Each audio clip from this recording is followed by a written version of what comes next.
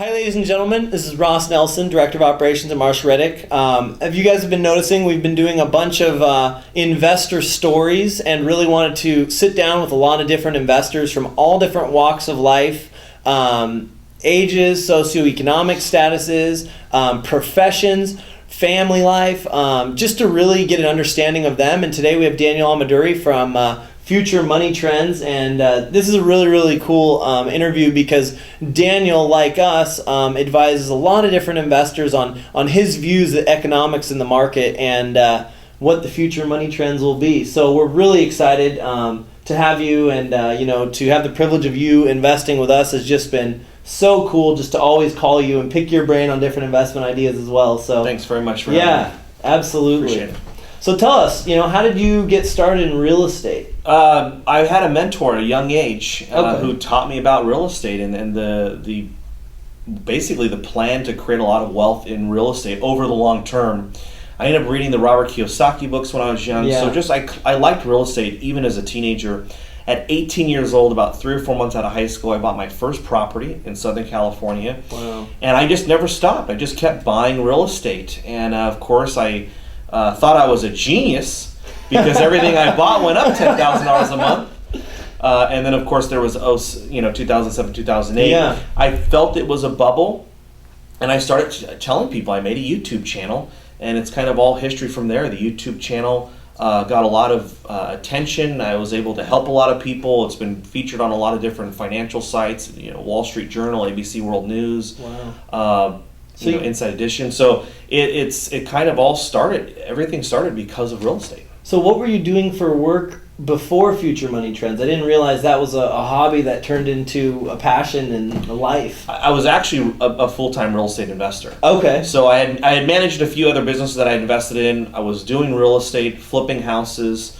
And the flipping houses I almost kept it completely separate from my investing as far as rental properties. Okay. So I was flipping properties. After the crash, I knew I couldn't do that, but at the same point in time, Google had contacted me to start paying me for my YouTube videos. I'm pretty sure I'm one of the first YouTube partners.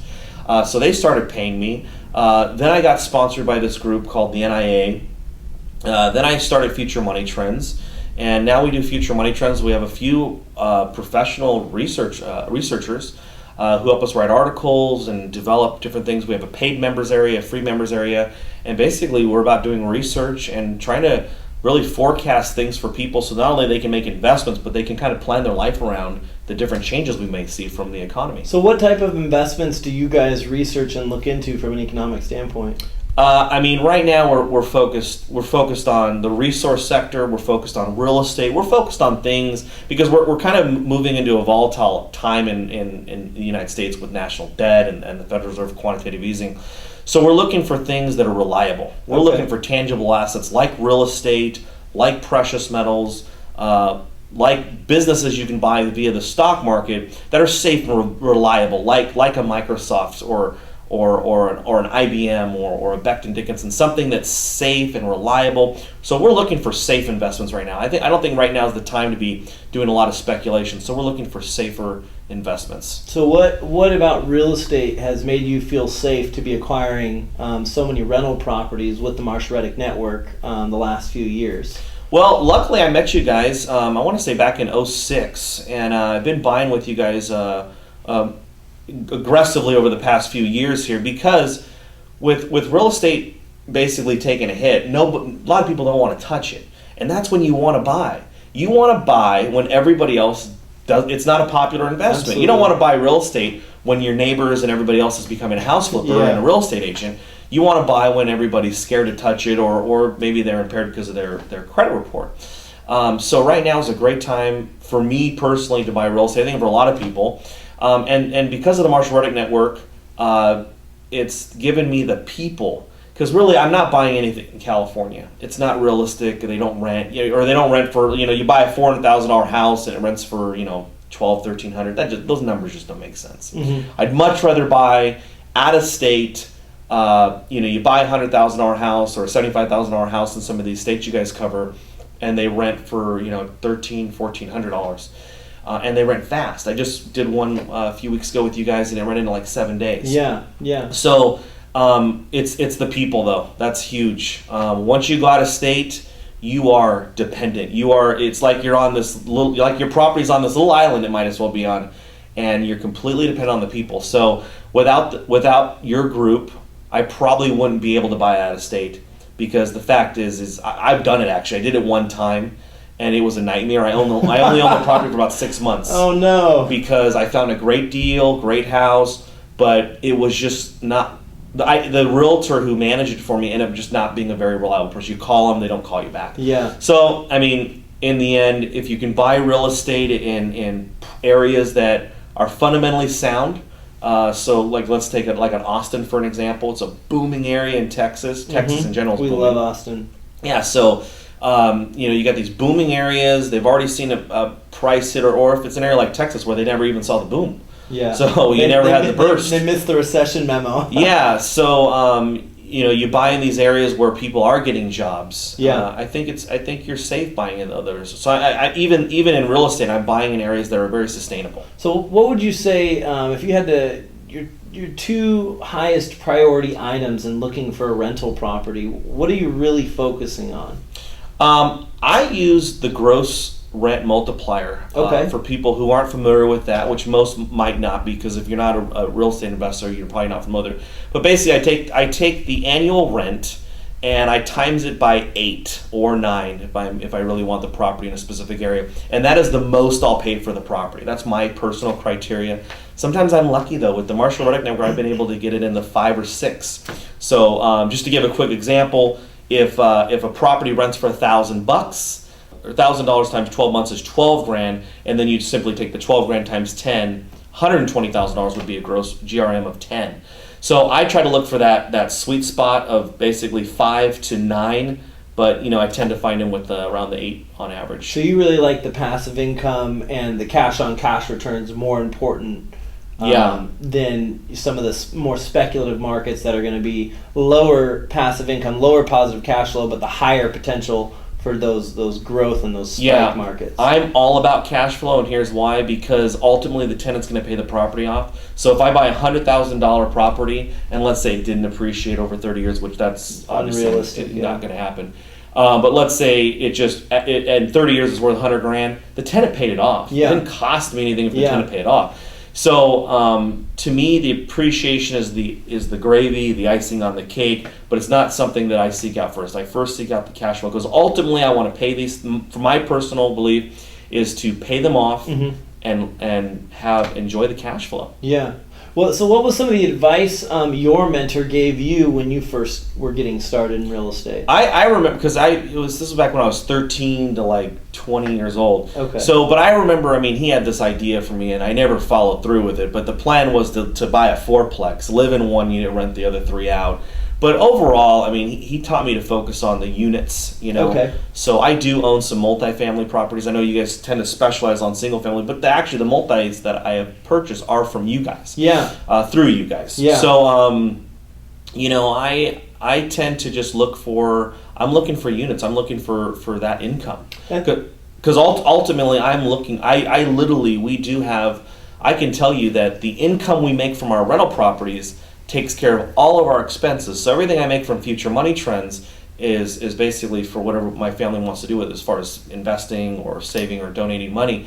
So it's very liberating once you establish that base of core rental income. Yeah, that financial freedom really allows you to think like, what am I doing? Why am I doing this? Would I be happy doing something else? Very liberating. Yeah. Multifamily has actually been something that we've been getting into through this downturn. Is a lot of people have taken that idea or perspective in their investment portfolios of, I just want the passive income. I just want, rent checks that will exceed my personal expenses, and then we'll worry about, going for the higher levels of appreciation or utilizing, more leverage to make the IRRs higher. And so that's been something that a lot of investors, have been really coming out and saying, we want more multifamily. We want those duplexes and fourplexes for that exact reason. Yeah, you're not going to get the appreciation with the multi-units. Although I do have a duplex in a southern state that has probably gone from $65,000 to $120,000 since 2008. Yeah. So you still can get appreciation from them, But certainly you're selling to other investors, so everyone has to keep that in mind. When you're dealing with another investor, if it's a good investor, both of you're trying to get the maximum, they're trying to get the minimum.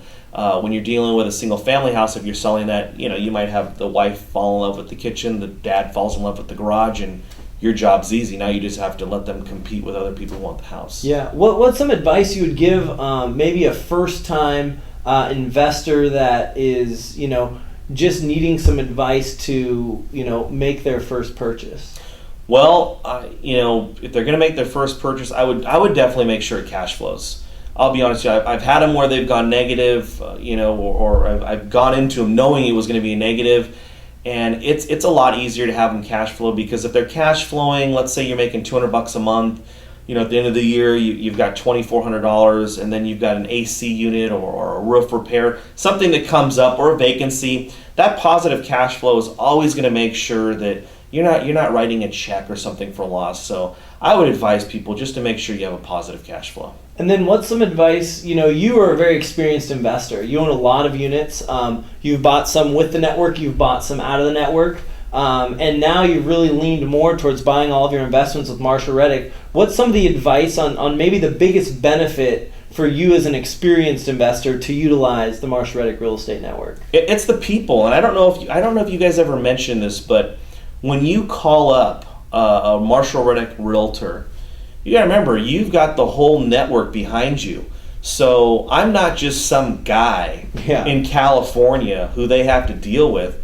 I'm the guy who is from California that if there's a real issue, I will call the Marshall Reddick Network, who represents thousands of investors who this realtor is making a living off of. Yeah.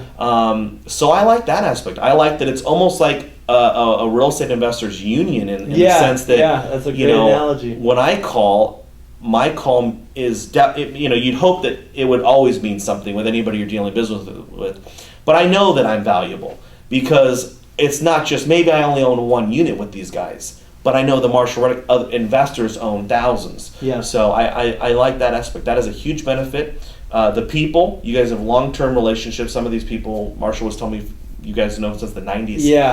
Yeah, it's so amazing. The people and the fact that you guys represent volume to that specific realtor, I like that, because I don't like calling somebody and having my calls ignored. Yeah, absolutely. Well, one thing we really pride ourselves in, and we always joke about, is like, you date your realtor and you marry your property manager. Yeah. For so sure. when you're going in and buying these rental properties, a lot of people don't think about, well, the person that's managing this, I'm going to be talking to them for the next 10, 15, maybe even 30 years of my life, Yeah. And that's something we really push to pride ourselves in, and allowing those property managers to be top notch, to really ensure the investment doesn't only go smoothly for the first 12 months, but the first 12 years and then another 12 after that. Yeah, and if you have a good one like the ones that I have with you guys, I don't spend any time on my properties. I mean, people don't realize how easy it is. They have these nightmare scenarios of a late night phone call. Some of these properties I probably spend less than 30 seconds a month, maybe less than 5 minutes a year. The rents are direct deposited. The statement gets emailed to me. If there is a problem, 99.9% of the time in 13 years I've been investing, it's always a reasonable problem. You just tell them to fix it. Yeah. And then there's no check that actually goes to the property manager, because they just take it out of the rent, deduct it. So, I mean, if you have the right property manager, it's all the difference between your experience. I'll tell you, I've self-managed them in California. I'll never manage one again. It's so much easier to have a property manager. Yeah, I'm the same way. I actually have never self-managed property. I've always used a property manager, and I actually have property in California as well, but it just, from an opportunity cost standpoint, it just doesn't make sense. And so when you start looking at it from that perspective, it's like, well, regardless of where you're investing in property, you don't want to hear about it. You definitely don't want to manage it. And it's surrounding yourself by the right people, you don't have to. So the idea of, well, the property is 2,000 miles away or 2 miles away never really occurred to me, Yeah. I've never even seen most of. In fact, no, I don't think I've seen any of the out-of-state rentals. So, I actually plan on kind of doing my tour this year. You and your wife got to get the road trip going. Yeah, we're going to go tour them, but I've never seen any of them, and it doesn't bother me. I've been doing this since '06 on the out-of-state side, and it's so easy. But I treat it like a business. Just like when I own a stock. I'm not obsessing over everything Apple is up to. Yeah. I don't obsess over everything what's going on with the rental property. Yeah. The property manager manages it, and that's their job. I'm a big believer in everybody doing their job. Yeah, absolutely. You're a big believer in diversification. What's your idea and your percentage that should be into real estate and rental properties, and should be into stocks, bonds, or annuities? To each his own. I'm sure everybody answers it the same. I can tell you, I'm fairly certain that just over 50% of my net worth is in real estate. Okay. It's one of the few asset classes that I would feel comfortable with 100% of my net worth being it, because you can literally save in single-family houses. When you buy a house, you're buying a package of commodities. It cash flows, so you have the income side, and of course, you do have the potential for appreciation from population growth, economic growth, inflation. It's something real.